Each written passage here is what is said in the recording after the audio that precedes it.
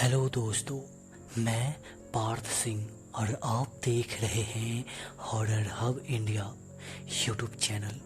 तो दोस्तों, आज फिर से मैं हाजिर हूँ एक और न्यू हॉरर स्टोरी लेकर। आज की जो स्टोरी है वह है एक इच्छाधारी नाग और नागिन की। ये जो इच्छाधारी नाग और नागिन थी वह करीब लंबाई में 20 से 25 फीट लंबी थी और 3 फीट चौड़ी। तो दोस्तों, यह कहानी मेरे ही गांव की है, जो कि न जाने कितने सालों से हमारे गांव वाले लोग सुनते आए हैं। तो दोस्तों, हेडफोन लगाइए और स्टोरी का मज़ा लीजिए। ये स्टोरी मुझे मेरे बड़े पापा ने सुनाई है, जो कि बिल्कुल सच्ची स्टोरी है। बड़े पापा बताते हैं कि ये स्टोरी उनके पापा यानी कि मेरे दादाजी ने उन्हें सुनाई है और दादाजी को उनके पापा ने। मतलब कि ये जो कहानी है वो हमारे गांव के लोग बहुत पुराने टाइम से सुनते आए हैं। ये कहानी है एक इच्छाधारी नाग और नागिन की, जो कि मेरे ही विलेज के पास की बांसवाड़ी की है। बांसवाड़ी का मतलब है बांस का बहुत बड़ा बगीचा। आपने जो थंबनेल में गूगल मैप में देखा वह वही बांस का बगीचा है। आज तो अगल बगल में काफ़ी घर बन चुकी है, लेकिन वह पहले दूर दूर तक सिर्फ बांस का बगीचा हुआ करता था। खैर, बड़े पापा बताते हैं कि आज जैसा हमारा गांव काफ़ी शहर की तरह दिखने लगा है, पहले यह वैसा बिल्कुल नहीं था। पहले हमारा गांव के पीछे वाले हिस्से में दूर दूर तक बांस का पेड़ हुआ करता था। बड़े पापा बताते हैं कि वह बांस का बगीचा इतना बड़ा और घना हुआ करता था कि कोई ज़्यादा अंदर तक उसमें दिन में भी जाने से डरता था। बड़े पापा बताते हैं कि स्टोरी कुछ ऐसी है कि आज से बहुत साल पहले उस बगीचा का मालिक का नाम महावीर जी था, जो कि वह और उनकी वाइफ और उनके बच्चे उनके साथ उसी बगीचा में एक झोपड़ी में रहा करते थे। बड़े पापा बताते हैं कि महावीर जी एक लंबे कठकाठी और बहुत शक्तिशाली और निडर आदमी थे। बड़े पापा बताते हैं कि उन दिनों गांव में लाइट नहीं हुआ करती थी, इसलिए लोग गांव के चारों ओर बांस और किसी पेड़ की छिलके की मदद से मशाल जलाकर गांव के चारों तरफ रख दिया करते थे, ताकि कोई जंगली जानवर किसी गांव के आदमी पर हमला न कर सके। महावीर जी अक्सर अपने झोपड़ी से बाहर उस घने बांस के बगीचे के थोड़े अंदर बांस के बने चाली पर सोया करते थे। खैर, एक दिन की बात है, सूरज डूब चुका था, अंधेरा होने ही वाला था। तो महावीर जी ने अपने झोपड़ी के चारों तरफ मशाल जलाई और उस घने बांसवाड़ी के अंदर अपने सोने वाले जगह पर गए और चारों तरफ मशाल जलाकर अपने चाली पर लेट गए। कुछ ही मिनटों के बाद वह गहरी नींद में चले गए। करीब आधी रात को महावीर जी की नींद कुछ हलचल से खुली। ऐसा लग रहा था कि मानो उस बांसवाड़ी के काफ़ी अंदर कोई बांस को जोर जोर से हिला रहा हो और उसी जंगल में कूदफान कर रहा हो। महावीर जी ने लेटे लेटे ही उस साइड देखने की कोशिश कर रहे थे। उनके चारों तरफ मशाल तो अभी जल रही थी, लेकिन उसकी लाइट उस घनघोर काले अंधेरे में दूर तक नहीं जा पा रही थी। महावीर जी लेटे हुए ही सोच रहे थे कि शायद कोई बड़ा जंगली जानवर होगा। वह एक टोक से उस अंधेरे में अपनी आंखें जमा रखे थे कि आखिर कौन सा जानवर है। तभी उनकी नज़र उस बहुत सारे बांसों के पेड़ के बीच में गई। उनको पहले तो लगा कि शायद कोई बांस का ही दो पेड़ है जो हवा से ही हिल रही होगी, लेकिन तभी वह दोनों चीज़ आपस में गोल गोल टकराते हुए महावीर जी के सामने आ गई। और महावीर जी ने जो देखा उसको देख उनके होश उड़ गए। महावीर जी को पहली बार किसी चीज़ से डर लग रहा था। वह वहीं चुपचाप बिना हिले डुले वहीं जम गए। बड़े पापा बताते हैं कि वह दोनों चीज़ कुछ और नहीं बल्कि इच्छाधारी नाग और नागिन थी। महावीर जी के अनुसार वह इच्छाधारी नाग और नागिन करीब करीब 20 से 30 फीट के बीच में होंगे। वे दोनों बहुत बड़े थे और उन दोनों के सर से लेकर कमर तक एक इंसान की रूप में थे और कमर से नीचे सांप की तरह। बड़े पापा बताते हैं कि जिस तरह आपने देखा होगा कि जब दो सांप आपस में खेलते हैं तो एक दूसरे के गोल गोल नाचकर एक दूसरे के सहारे वे 2 से 3 फीट तक ऊपर हवा में हिल जाते हैं और फिर धड़ाम सा गिर जाते हैं और फिर से वे वैसे ही करते हैं। महावीर जी के अनुसार वे दोनों इच्छाधारी नाग और नागिन भी बिल्कुल वैसा ही कर रहे थे, लेकिन डिफरेंट बस इतना था कि छोटे सांप जो कि 3 से 4 फीट के होते हैं वे बस 1 से 2 फीट ही ऊपर हवा में जा पाते हैं, लेकिन वे नाग और नागिन दोनों करीब 15 फीट ऊपर हवा में चले जाया करते थे और फिर धड़ाम सा गिर जाते। वे नाग और नागिन पूरी रात ऐसा ही कर रहे थे। वे कभी पूरी स्पीड में गोल गोल घूमते हुए काफ़ी अंदर उस जंगलों में चले जाते और कुछ देर बाद वैसे ही गोल गोल आपस में घूमते हुए महावीर जी के बगल में आ जाते। महावीर जी को लग रहा था कि शायद वे दोनों इच्छाधारी नाग और नागिन उन्हें नहीं देख सकी है और वे चुपचाप अपने चाल पर लेटे सब देख रहे थे।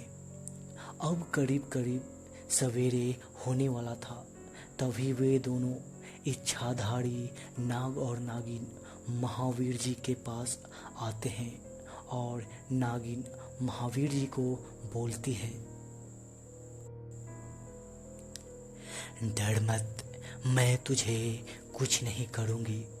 तुझे मैं हर रोज देखती हूँ इस जगह पर सोए रात में, इसलिए हम दोनों नाग नागिन अंदर ही बांस के जंगल में रहते हैं, बाहर नहीं आते। लेकिन आज हम दोनों खेलने में इतने मस्त हो गए कि हमें पता भी नहीं चला कि हम कब तेरे पास आ गए। तुझे मैं कुछ नहीं करूँगी, लेकिन वचन दे कि तू कभी भी किसी को कुछ नहीं बताएगा। अगर तूने किसी को भी बताया तो तेरी मौत हो जाएगी। इतना बोल वे दोनों उसी बांस के जंगलों में चले गए। खैर, सब चीज ठीक चल रहा था, लेकिन पता नहीं क्यों महावीर जी ने उस रात वाली बात अपनी वाइफ को बता दी। धीरे धीरे यह बात पूरे गांव में फैल गई और उस रात के बाद महावीर जी गायब हो गए। उनका कोई अता पता नहीं चला। पूरे गांव वालों ने मिलकर उनको ढूंढा, लेकिन वे फिर कभी नहीं मिले। वह बांस का बगीचा पूरी तरह से बदनाम हो चुका था। अब लोग दिन में भी उस बांस के बगीचे के आसपास भी नहीं जाया करते थे। खैर, इस घटना के हुए करीब 1 से 2 साल हो चुके थे। एक दिन एक मुसहर चूहा पकड़ने के लिए गांव में आता है। अगर आपको नहीं पता कि मुसहर किसको बोलते हैं, तो मैं बता दूं कि मुसहर जाति होती है जैसा कि राजपूत, ब्राह्मण, यादव ये सब एक जाति है, वैसे ही एक और जाति होती है मुसहर। हमारे मुसहर भाई काफ़ी बिछड़े हैं। अब भी हमारे मुसहर भाई चूहा पकड़ते हैं गांव में घूम घूम कर पूरे दिन और चूहे को खाते हैं। खैर, तो एक दिन एक मुसहर भाई चूहा पकड़ने के लिए उस बांसवाड़ी जंगल में आता है और वह घूम घूम कर चारों तरफ देखता है कि कोई बिल है क्या जहां चूहे पकड़े जा सके।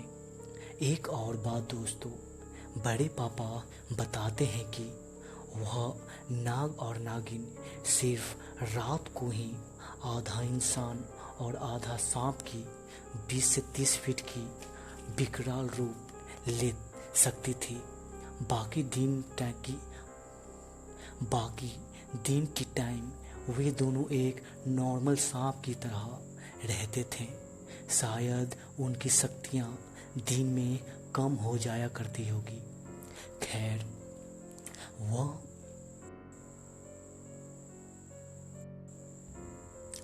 वह मुसहर भाई दूसरे गांव का था, इसलिए उसे उस बांस के बगीचे के बारे में कुछ पता नहीं था। वह मुसहर भाई चूहे की बिल ढूंढता हुआ बांसवाड़ी के जंगल के उस हिस्से में चला गया जहां कोई भी गांव के लोग नहीं जाते थे। वह मुसहर भाई चारों तरफ घूम ही रहा था कि उसकी नज़र एक मिट्टी की बनी 2 से 3 फीट ऊंची टीले पर गई। उस मिट्टी के टीले में एक बिल था और उस बिल में से एक चूहे की पूंछ की तरह बाहर एक पूंछ निकली पड़ी थी। तो उस मुसहर भाई को लगा कि कोई चूहे का पूंछ है और उसने उस पर 2 लठ पूरी शक्ति से लगाकर दे मारी। लेकिन वह कोई चूहा नहीं था, बल्कि वह वही इच्छाधारी नाग था जो कि एक आम सांप का रूप में था, 2 से 3 फीट का। उस मुसहर ने उस इच्छाधारी नाग को गुस्से में अपनी लठ से वहीं मार देता है और फिर अपने घर चला जाता है। रात होती है और वह मुसहर अपने झोपड़ी से बाहर ही सोता था और उसके अगल बगल के लोग भी अपने झोपड़ी से बाहर सोते थे।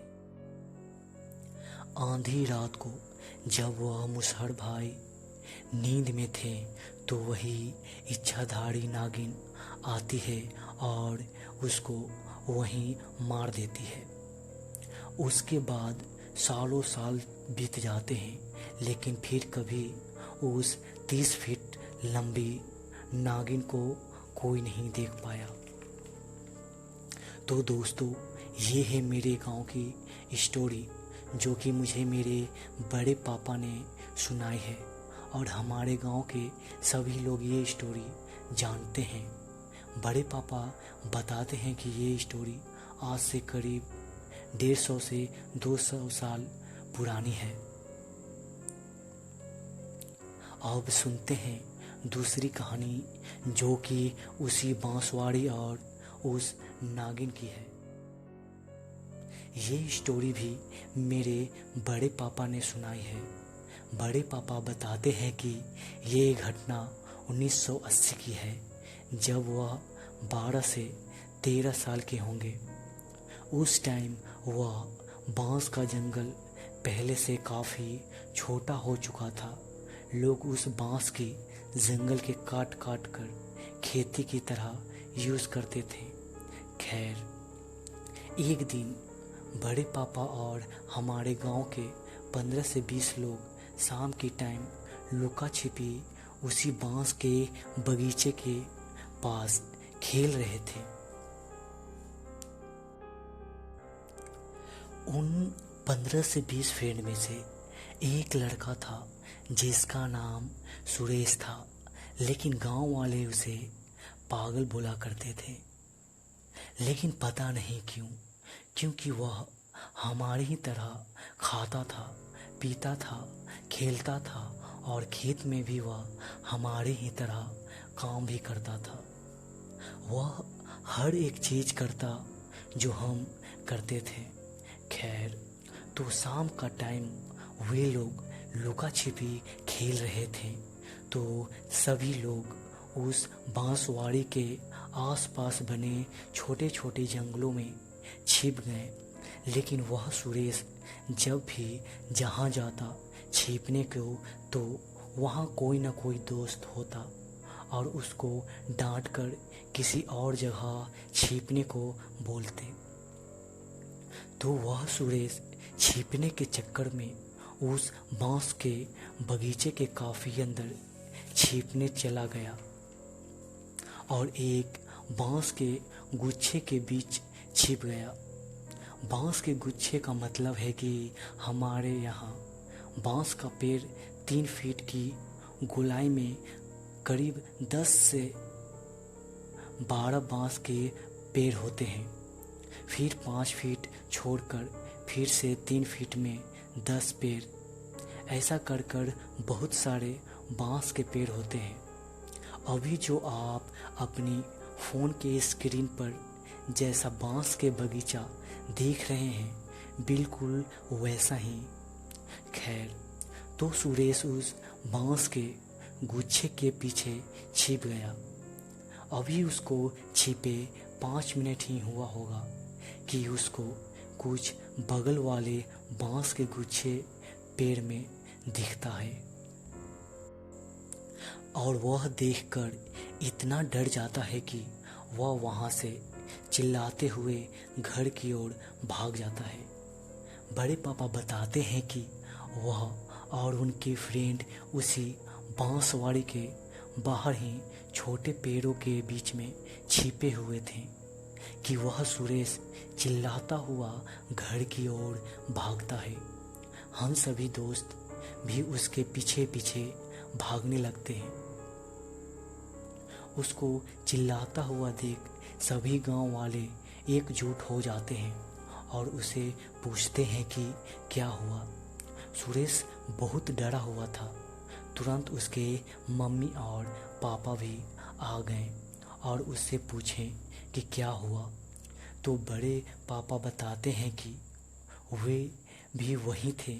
तो सुरेश बताता है कि उस बांस के बगीचे में एक बहुत बड़ा सांप है, जो कि एक बांस के गुच्छे में गोल गोल चारों तरफ से लपेटते हुए जमीन से होता हुआ उस बांस के गुच्छे से भी ऊपर अपना फन फैलाए हुए है और चारों तरफ वह सांप देख रहा था। सुरेश डरते हुए बोलता है कि वह बहुत बड़ा था, करीब 30 फीट से भी ऊपर, और उसकी वेट की वजह से वह बांस का गुच्छा एक साइड की तरफ झुका हुआ था।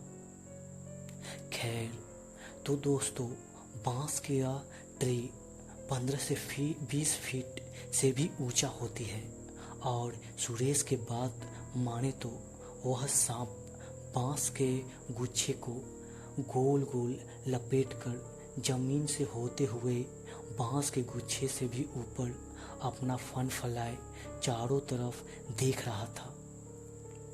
तो आप इससे अनुमान लगा सकते हैं कि वह सांप कितना बड़ा होगा। खैर, बड़े पापा बताते हैं कि उसी टाइम सभी गांव वाले सुरेश को लेकर उस बांस के गुच्छे के पास गए, लेकिन वहां पर कुछ नहीं था। हमारे गांव वाले लोगों को यही लगा कि शायद उनके पूर्वज जो इच्छाधारी नागिन की बात करते हैं, वे आज भी इसी बांसवाड़ी में रहते हैं।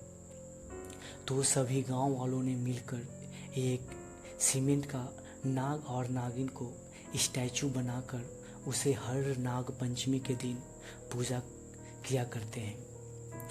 आज भी वह बांस का बगीचा है, लेकिन अब वह बहुत छोटा हो चुका है, और आज भी वह नाग नागिन का स्टैचू वही है, और उसके बगल में मिट्टी और ईंटे का बहुत पुराना कुआं है, जिसके बारे में गांव वालों को नहीं पता कि वह कुआं कब और किसने बनाई है और क्यों।